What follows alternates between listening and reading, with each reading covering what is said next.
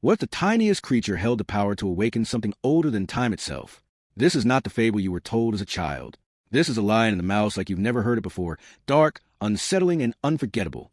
Are you ready to uncover the truth buried beneath the story? The sun bled into sky like a dying ember, casting long shadows across the savannah. Golden grass swayed in the wind, whispering secrets that no creature dared to repeat aloud. A lion stirred beneath the shade of an acacia tree, his mane tangled with dust and thorns. His eyes, amber and ancient, scanned the horizon without blinking. Something had disturbed his sleep.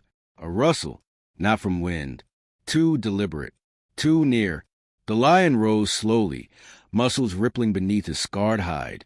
His breath came heavy, the heat pressing against his chest like a weight. He stalked forward, each step a silent drumbeat against the cracked earth. Then there, a flicker of movement. Small, insignificant. A mouse. It trembled beside a fallen leaf, paws frozen mid-step. The lion paused, not out of mercy, out of confusion. The air shifted. The wind died. Silence grew thick enough to choke. The mouse turned its head. Its eyes were wide, almost too wide, black and glassy. Its fur quivered, not from fear, but from something else. Its gaze held the lion's longer than it should have, longer than any prey's ever had. The lion's hackles rose. His claws extended slowly. But he did not pounce. He could not. His legs felt heavy. He tried to roar. Nothing came. The mouse took one step forward. The ground beneath the lion's paws pulsed, like a heartbeat buried in soil. Hot air grew hotter, sour, metallic. The lion blinked. The world tilted. Trees leaned wrong. Shadows twisted into shapes that should not be. The mouse kept walking. Toward him. Its eyes shimmered now, reflecting not the light, but something darker, something vast. The lion stumbled back. His breath came faster. He remembered no wound, no bite, but pain began to bloom in his chest. Like fire, like ice, like both. He looked again. The mouse had changed. Its body no longer fit together correctly. Limbs bent at angles that defied nature. Its smile stretched too wide, too long. Its teeth were not teeth. They were thin, jagged slivers. Like bone, the lion's vision blurred. The sky dimmed though the sun still burned. He fell to one knee. The earth beneath him cracked. Whispers poured from it like smoke. They spoke in no tongue he knew, but he understood. This was no mouse. It had never been a mouse. It had only worn that shape, for convenience, for patience. And now it had been seen, and the seeing was enough. The lion tried to turn, to run, but his body betrayed him. His limbs locked, frozen in terror or something worse. Something ancient, the mouse or the thing that wore its skin, rose higher. It should not have been able to. It grew, unfolding like a shadow unrolling across a wall. Its eyes bled light now. White, cold, blinding. The lion screamed. The sound did not leave his throat. It echoed inside his skull instead, bouncing, breaking, splintering thought. Memories flooded in. Hunts, fires, storms. His mother's breath as she nuzzled him for the first time. All of it twisted, turned, burned away. The thing reached out. A paw, but not. A limb of black silk and bone. It touched his chest. No claws, just contact. And with that, he remembered, not just his life, but everything. Everything the world had buried. What lived below the roots. What waited beneath stone. What fed on story. The mouse smiled again, not with lips, with presence. The lion fell forward, face to the ground. Eyes open, he saw the grass, felt it brushing his cheek, but he felt no heat, no breath, just cold, endless, reaching. The mouse turned. Its form shimmered like smoke before vanishing into the grass. Silence returned, too complete.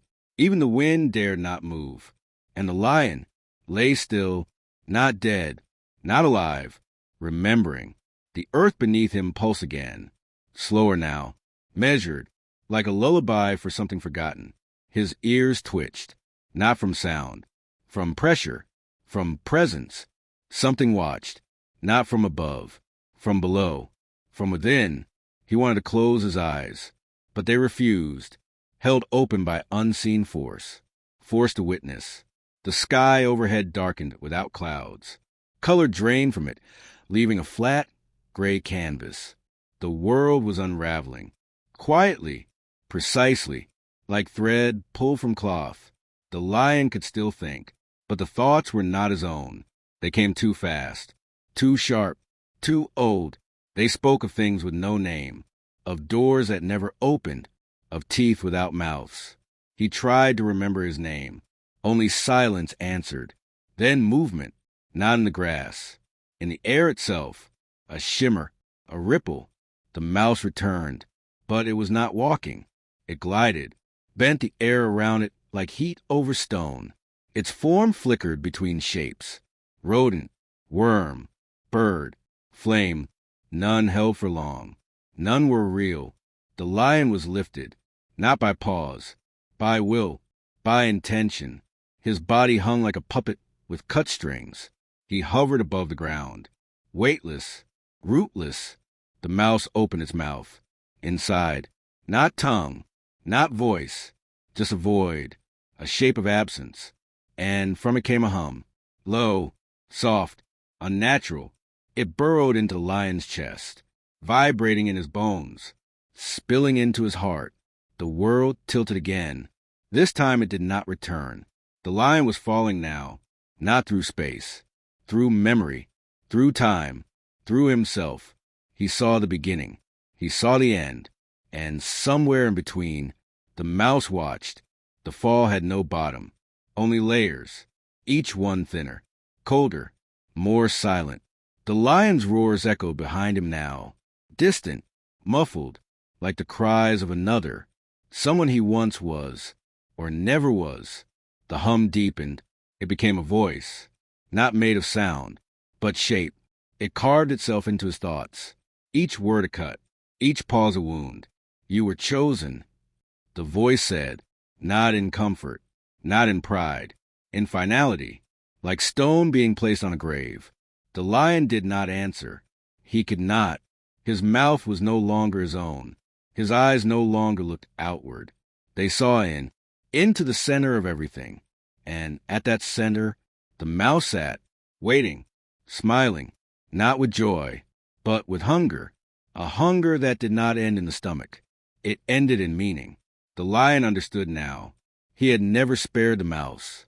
The mouse had spared him, allowed him to live, to grow, to remember, so he could return, here, now, to this moment, to this becoming. The hum grew louder, a tide swallowing ashore. The lion's heart cracked, not from pain, from release, from surrender. And then everything stopped, not silence, not darkness, not death, just stillness, the kind that exists before creation, the kind that does not ask, only waits. And the mouse began to change again. Its form rippled, not with motion, with memory. Each shift told a story, a forest burning, a child crying, a god forgetting its name. The lion hovered, weightless in that stillness. He no longer felt the earth, or the sky, only the pull toward the center, toward the thing that watched him. The mouse swelled, its small frame bloated with something vast. Its skin stretched like paper over flame. Eyes widened into suns, black suns, pulling light instead of giving it. And then it spoke again. You are ready. The words were not loud. They were absolute. The lion's body burned. Every muscle ignited from the inside. But he did not scream. He could not. The fire was not pain. It was change. It tore him down gently, with purpose, with ritual. Bones unraveled like thread, flesh dissolved into ash without smoke. And still he saw, still he felt, still he remembered, until there was no lion, no fur, no teeth, only shape, and silence, and a single thought, not his own, but placed there, planted like a seed. You are not prey. You are not hunter. You are vessel. And where the lion had been, something opened its eyes. They were not eyes in the way creatures have eyes. They were fractures in reality, windows to something deeper, older than flesh, older than stars. They blinked once, and the sky shivered. A breeze stirred across the dead grass, but it was not wind. It was memory, rising from the soil like steam. Around the vessel, the world bent. The horizon curled at the edges. Colors wilted into shades never named. The mouse, still smiling, stepped back. Its task was done. It shrank as it moved. Or perhaps it retreated into something smaller, somewhere deeper. Its shape faded into the cracks between sunlight and shadow. The vessel stood alone now, silent, breathing, if breathing could be called that slow intake of time. The earth beneath its feet pulsed again, a different rhythm. New, born in that moment, the vessel raised its head and saw everything, every death, every birth, every lie ever whispered in the dark. And it smiled, not with joy, not with mercy, but with recognition, because it understood what it had become. Not the lion, not the mouse, but the space between them, the space where stories bend, where names are unmade, where something ancient waits to be remembered again. The sky held its breath. The stars above blinked, flickering like uncertain thoughts. Time hesitated, just for a moment, as if unsure how to proceed. The vessel took a step. The earth did not break. It folded, bent inward, like paper creased by invisible hands. Each footprint left no mark, but something followed behind, a shadow that was not cast, a silence that was not empty. Creatures in the distance froze, not from fear, from instinct. Something deep inside them remembered this shape, this presence. The vessel moved without sound, through the tall grass, through the trees. Wherever it passed, the world dimmed, not darker, just thinner, like the veil of the real had grown worn. Its form shimmered, still lion but not, still beast but not. A crown of thorns rested on its brow, though no one placed it there. Its eyes never blinked. They did not need to. They saw through blinking, through light, through meaning itself. And deep within its chest, something pulsed. Not a heart, but a key, a door, a hunger not for flesh, but for understanding. And behind it, where the mouse had once vanished, others began to stir. They rose without rising, shapes leaking from the seams of the world. Not beasts, not gods, echoes wearing skin like robes. Each one different, each one wrong. Wings that bent inward, eyes stacked like teeth, hands that opened into mouths. They moved in silence, yet the air vibrated with their presence. The trees bowed, not from wind, from recognition. These were not visitors. They were memories returning, fragments long exiled. The vessel did not look back. It did not need to. It knew them. It was of them, born of their waiting, their watching. Together, they walked, not across land, through it, as if space parted for them, unwilling to resist. Each step erased something, a whisper, a footprint, a name. The animals fled, but not fast enough, not far enough. Their minds fractured like old glass. Dreams fled their skulls. They would never speak again, not in words, only in whimpers. The vessel reached the cliff's edge. Below, a valley of bones, skulls shaped like suns, spines taller than trees, a place long buried beneath forgetting. The others stopped. The vessel stepped forward, and in the center of the valley, the ground began to breathe. It rose and fell in slow, deliberate rhythm. Not soil, not stone, something alive, something dreaming. The vessel stood at its edge, its eyes locked on the shifting earth. The breathing deepened. Each exhale released dust thick with memory. Each inhale pulled in light from the sky. Stars above flickered out one by one. Devoured by the pull, the valley moaned, low, endless, a sound that crawled beneath the skin. The vessel did not flinch. Its form glowed now, faint lines tracing ancient symbols across its flanks. Marks older than sound, older than death. The echoes circled behind it, watching, waiting. They did not approach. They knew this moment was not theirs. It belonged to the vessel, to the lion that was no longer a lion. The breathing ground split, not with violence, with invitation. A crack unfurled like a mouth. Inside, darkness. But not empty. It pulsed with presence. Something waited there. Not asleep, not awake. Something that remembered being buried. The vessel stepped forward. The valley groaned. Bones shifted beneath invisible weight. The mouth widened. The vessel descended. No sound. No struggle. It was always meant to return. And as it vanished into the waiting dark, the ground closed behind it like a sigh.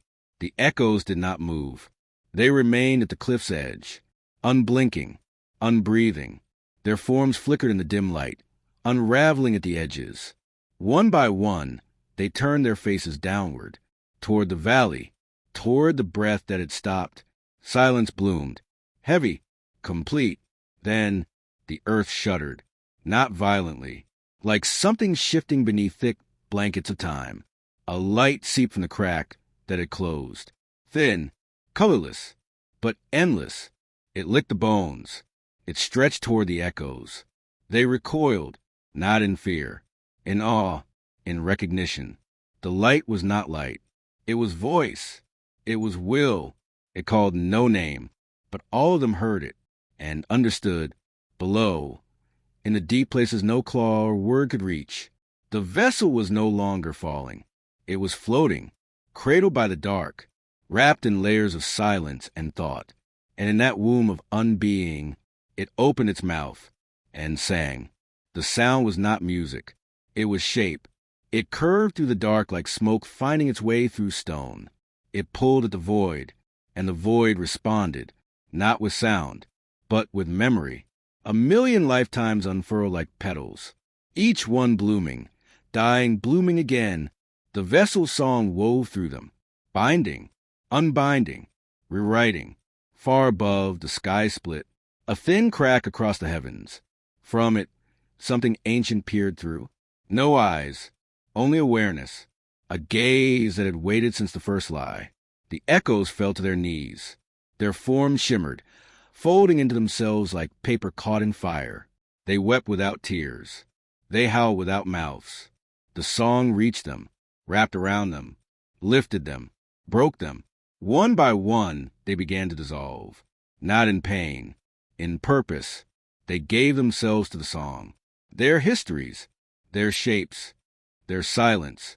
And below, in that ancient hollow where the world's heart beat slow and forgotten, the vessel began to change again. Its mane stretched like branches. Its limbs bent like rivers. Its eyes became doors. And from those doors, the new world began to pour. It flowed gently at first, a trickle of light without color, sound without note, time without measure. The doors widened, cracks in the fabric of all things. From them came forests that had never grown, skies that had never known blue, lakes that shimmered with thought instead of water. Shapes drifted from a vessel's body, unformed, becoming as they moved. A bird with pages for wings, a mountain that breathed, a child made of thunder. The vessel did not command them. It released them. They were not creations. They were returns, truths remembered. Above, the crack in the sky deepened. It groaned like a great mouth held shut too long. Starlight bled from its edges. But it was not light. It was warning. The old world stirred. What remained of it, thin and hungry, it did not want to be replaced. It reached downward, tendrils of shadow and noise, grasping, tearing, but the song held. It rose defiant, a shield of meaning, a wall of memory. And the vessel, now more than shape, more than name, lifted its face to the darkness and opened its third eye. The eye did not blink. It did not shine. It revealed. The tendrils halted midair, frozen, as if they had seen themselves for the first time. Within that I was no flame, no wrath, only truth, unfiltered, unsoftened. It peeled alive from the dark, showed it its own beginning, its hunger, its failure. The shadows writhed, not in pain, in shame. They recoiled from the lightless gaze. folded into themselves, vanished like breath on cold glass. The sky crack sealed, not with force, with acceptance. The old world did not die. It bowed, became memory, became soil for what was now growing. From the vessel's body, roots stretched into the dark. They drank time, they drank silence, and from them rose pillars, not of stone, of story, each one marked with a symbol, each symbol a choice once made. Above, the stars returned, but they were not stars. They were eyes, watching, witnessing, the first breath of a world made whole. And in the center of it all, the vessel stood, still, unmoving, and smiled without mouth, as the first dream took its shape. The dream unfolded like a tide, slow, inevitable. It swept across the valley of bones, washing clean the ruins of what once was. The bones did not vanish. They bloomed. From sockets grew flowers that pulsed with memory. From ribs, forests rose, silent, watching alive. Each tree whispered in a forgotten tongue. Each leaf held a face no longer feared. The dream spread further, over hills, into deserts, across oceans that had not yet formed. And wherever it touched, the world changed, not with fire, not with flood, but with remembering. The echoes, now dissolved, lived again, not as they were meant to be.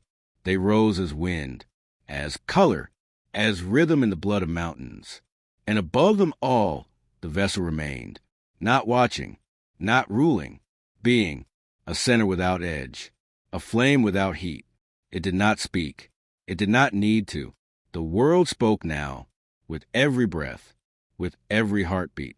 And in that breath, in that great quiet pulse, the song continued, lower, softer, carried by rivers, by clouds, by the silence between stars, waiting to be heard again, by something small, something forgotten, something curious enough to follow a mouse. And far away, in a corner of the new world, where grass bent gently beneath a quiet wind, a single mouse stirred beneath a root. Its fur caught the last golden thread of twilight.